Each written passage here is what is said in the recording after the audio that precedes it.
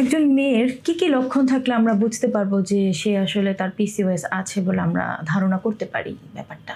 আসলে পিসিওএস তো নানান ধরনের উপসর্গ নিয়ে আমাদের মধ্যে আসে।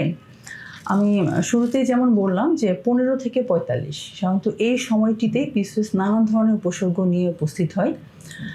প্রথমত অনেক মায়েরা তাদের মেয়েদেরকে নিয়ে আমাদের চেম্বারে আসে। দেখা যায় প্রায় হয়তো 15-16 বছরের মেয়েরা আমাদের চেম্বারে আসেন অনেক বেশি ওজন নিয়ে, অনেক ওভারওয়েট।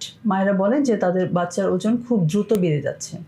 তার সাথে আসে যে অনিয়মিত মাসিক। অনেকে বলে যে একবার হয়তো তার পিরিয়ড শুরু হয়েছিল 13-14 বছর বয়সে, এরপরে আর পিরিয়ড হচ্ছে না। অনেকে এরকম হয় যে 2-3 মাস পর পর হচ্ছে, আবার অনেকে দেখা যায় 6 মাস 1 বছরেও পিরিয়ড হচ্ছে না, বা কেউ এসে বলেন যে ম্যাডাম ওষুধ ছাড়া পিরিয়ড হয় না। আবার অনেকে বলেন যে ছেলেদের মতো করে হচ্ছে গোঁফদাড়ি গজাচ্ছে।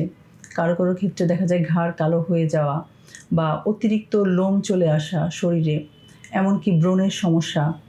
আবার অনেক পেশেন্টই এখন যেটা আসে সেটা হচ্ছে বন্ধ্যাত্বের সমস্যা। তাহলে এরকম নানাবিধ উপসর্গ নিয়েই কিন্তু পিসিওএস আমাদের সামনে উপস্থিত হচ্ছে।